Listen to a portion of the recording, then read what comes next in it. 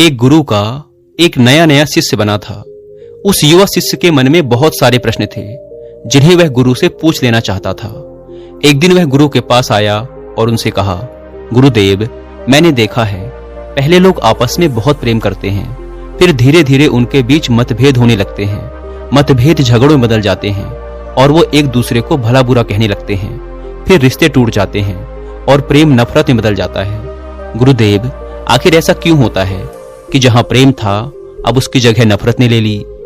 गुरु ने कहा, आज मैं एक किसान से मिलने उसके घर जा रहा हूं, तुम भी साथ चलना। तुम्हारे इस प्रश्न का उत्तर तुम्हें वहीं मिल जाएगा। थोड़ी देर बाद गुरु शिष्य को लेकर पास के एक गांव में पहुंचे। गांव के बीचों बीच पहुंचकर उन्होंने वहां बने एक घर के दरवाजे को खटखटाया। अंदर से एक व्यक्ति बाहर आया। उसने गुरु को प्रणाम किया और कहा, कहिए गुरुदेव, मैं किस प्रकार आपकी सेवा कर सकता हूं? गुरु ने उस व्यक्ति से कहा, तुम्हारी पत्नी के साथ जो विवाद चल रहा था, क्या वह समाप्त हो गया? क्या अब तुम खुश हो? उस व्यक्ति ने कहा, उस औरत से विवाह करना मेरे जीवन की सबसे बड़ी गलती है गुरुदेव। वह बिल्कुल भी अच्छी नहीं है। वह मेरा और मेरे परिवार का ख्याल नहीं रखती। वह हमेशा अकड़ कर बात करती है। वह हमेशा गुस्से में रहती है। उसने आज तक मुझे समझा ही नहीं, मेरी कोई बात मानी ही नहीं। वह बिल्कुल भी अच्छी नहीं है। ईश्वर ने मेरे भाग्य में ना जाने ये कैसी पत्नी लिख दी है। अब वो मुझे छोड़कर मायके चली गई है और अब तो मैं भी यही चाहता हूं कि वो वहीं रहे और कभी मेरे जीवन में वापस ना आए। गुरु ने अपने शिष्य से कहा, देखा तुमने, यही मनुष्य का स्वभाव है। हर मनुष्य के अंदर अच्छाई और बुराई दोनों होती हैं, लेकिन मनुष्य सिर्फ बुराई को ही याद रखता है, अच्छाई को नहीं। और जब वह किसी की बुराई करने पर आता है तो शुरू से लेकर अंत तक सिर्फ बुरा ही देखता है और बुरा ही बोलता है। और जब वह अपने मन में सब कुछ बुरा ही बैठा लेता है तब वह यह आशा करता है कि उसके जीवन में सब अच्छा हो। बुराई से जीवन में अच्छाई कैसे आ सकती है? जीवन में अच्छाई लाने के लिए, सुख और शांति लाने के लिए हमें अच्छाई को तो देखना ही होगा। लेकिन यह काम कोई नहीं करता, क्योंकि ऐसा करने से मनुष्य के अहंकार को चोट पहुंचती है और वह अपने अहंकार के सिंहासन से गिरना नहीं चाहता। गुरु के मुख से ये सब बातें सुनकर उस व्यक्ति ने कहा, गुरुदेव, आप यह क्या कह रहे हैं? अगर कोई बुरा है तो उसमें बुराई तो दिखेगी ही। मेरी पत्नी बुरी है तो मैं उसमें बुराई ही देखूंगा। उसने आज तक ऐसा कोई कार्य नहीं किया जिससे मैं प्रसन्न हो सकूं। गुरु ने कहा, क्या आज तक तुमने कोई ऐसा कार्य किया जिससे तुम्हारी पत्नी खुश हो सके? उस व्यक्ति ने कहा, उसने मुझे कभी कोई ऐसा मौका ही नहीं दिया गुरुदेव कि मैं उसके लिए कुछ कर सकूं।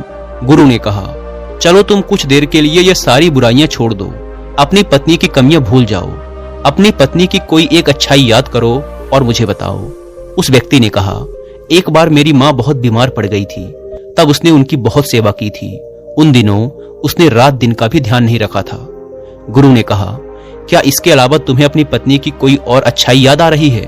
उस व्यक्ति ने कहा कि हाँ, वो हमेशा घर में सुबह सबसे पहले उठती थी और मेरे माता पिता के खाने का बहुत ध्यान रखती थी। एक बार जब मैं बहुत बीमार हो गया था तब वह रात भर जाग जाग कर मुझे दवाइयां दिया करती थी। वह बहुत मेहनती थी और अगर उसे कोई तकलीफ भी होती थी तो वह मुझे बताती नहीं थी। वह हमेशा इसी प्रयास में रहती थी कि मैं खुश रह सकूं। यह सब बोलते बोलते उस व्यक्ति की आंखों से आंसू आ गए और उसने कहा, गुरुदेव, मुझे यह क्या हो गया है? माना कि मेरी पत्नी में बहुत सी कमियां हैं, लेकिन वो बुरी नहीं है। पता नहीं क्यों मैं आज से पहले उसकी अच्छाइयों को देख नहीं पाया। गुरु ने मुस्कुराते हुए कहा, जब हम किसी में बुराई देखते हैं तो बुराई बुराई को खींचती है और वह सब कुछ बुरा दिखाती है और देखती है और फिर हमारे जीवन में भी सब कुछ बुरा होने लगता है। पर जब हम किसी की अच्छाई देखते हैं तो अच्छाई अच्छाई को खींचती है और हमारे साथ सब कुछ अच्छा होने लगता है। उस व्यक्ति को बात समझ आ गई। उसने गुरु से आज्ञा ली और अपनी पत्नी को लेने चला गया। गुरु ने शिष्य से कहा, क्या तुम समझे कि रिश्ते क्यों टूट जाते हैं? प्रेम नफरत में क्यों बदल जाता है? जब मन में नफरत हो तो उसमें प्रेम नहीं रह सकता और जहां प्रेम हो वहां नफरत नहीं रह सकती। हम अपने मन में प्रेम रखना चाहते हैं या नफरत, यह हम पर ही निर्भर करता है। शिष्य ने कहा, गुरुदेव, मैं आपकी बात बहुत अच्छे से समझ गया हूँ। मेरा एक और प्रश्न है, क्या आप मेरे इस प्रश्न का भी उत्तर देंगे? गुरु ने कहा, अवश्य, तुम बेझिझक अपना प्रश्न पूछ सकते हो। शिष्य ने कहा, गुरुदेव, इस दुनिया में सबसे मुश्किल कार्य क्या है?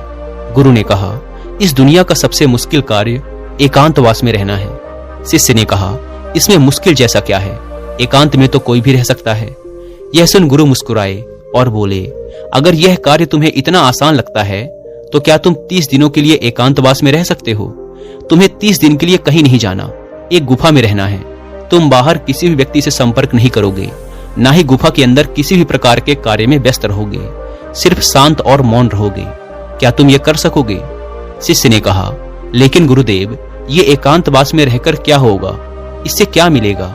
गुरु ने कहा, जो मिलेगा वह तो तुम्हें पता चल ही जाएगा, लेकिन प्रश्न यह है कि क्या तुम इतना आसान कार्य कर पाओगे?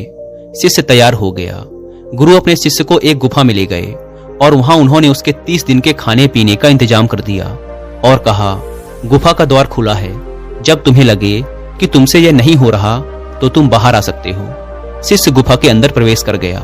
पहले दिन उसने बड़ी आसानी से अपना समय व्यतीत कर लिया। दूसरे दिन उसे अजीब सा महसूस होने लगा। उसका मन बार बार बाहर की ओर भाग रहा था। उसे घुटन हो रही थी। वह इधर उधर टहलने लगा, घबराने लगा, लेकिन जैसे तैसे करके उसने दूसरा दिन भी काट लिया। पर तीसरे दिन वह बहुत बेचैन हो गया। उसके मन में विचार आने लगे कि वह यह क्या बेकार का काम कर रहा है, बाहर पता नहीं क्या क्या हो रहा होगा और वह यहाँ गुफा में बैठा है।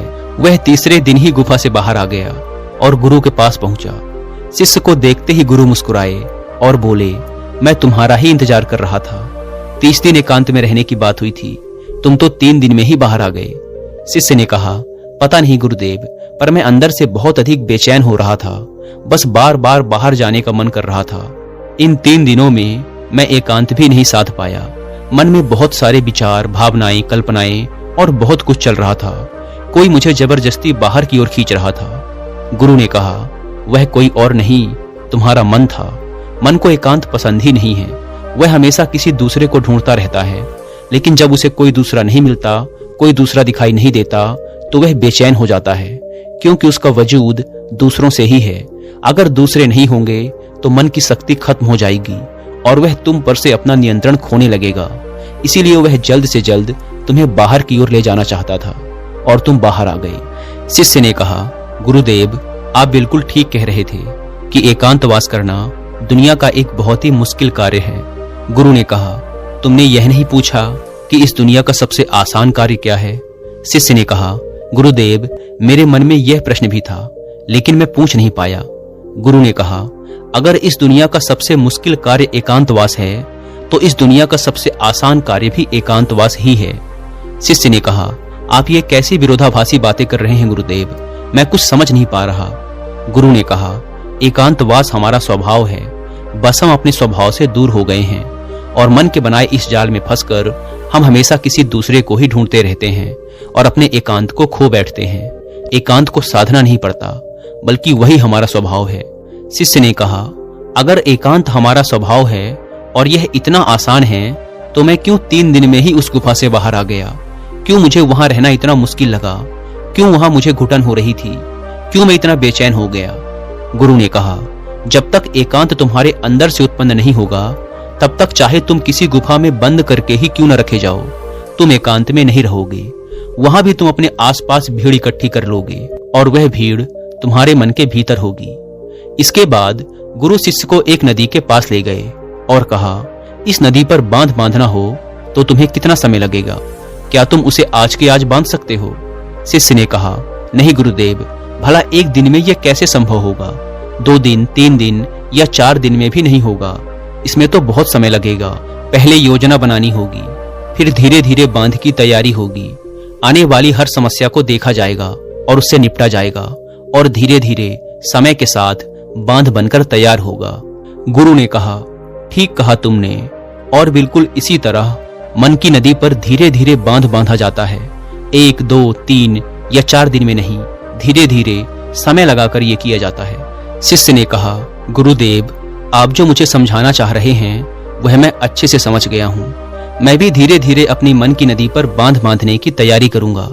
उस दिन से शिष्य ने अपनी साधना पर ध्यान देना शुरू कर दिया। वह धीरे धीरे मन के विरुद्ध खड़ा होने लगा।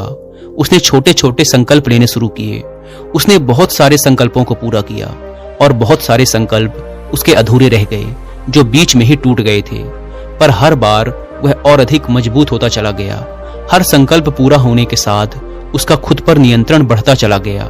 समय के साथ उसके छोटे छोटे संकल्प बड़े संकल्पों में बदलने लगे। फिर एक दिन उसने संकल्प लिया और वह उस गुफा के अंदर चला गया। 30 दिन वह उस गुफा से बाहर नहीं आया। जब 30 दिन बीत गए तो गुरु को अपने शिष्य की चिंता हुई और वह उसे देखने गुफा के अंदर चले गए। उन्होंने देखा कि उनका शिष्य बिल्कुल शांत होकर एक स्थान पर ध्यान में बैठा हुआ है। गुरु को देखते ही शिष्य खड़ा हो गया और उन्हें प्रणाम कर उनसे कहा, गुरुदेव, आप बिल्कुल सत्य कहते थे। एकांतवास करना बहुत ही आसान कार्य है। एकांत ही हमारा स्वभाव है और यही हमारी प्रकृति है। इसके लिए कुछ भी करना नहीं होता। यह है, बस हमें दिखाई नहीं देता। इसके बाद शिष्य और गुरु दोनों उस गुफा से बाहर आ गए। अब आप सोच रहे होंगे कि इस एकांतवास की कहानी का मतलब क्या है। वास्तव में एकांत वह चीज है जो हमें सत्य दिखाता है, शांति दिखाता है।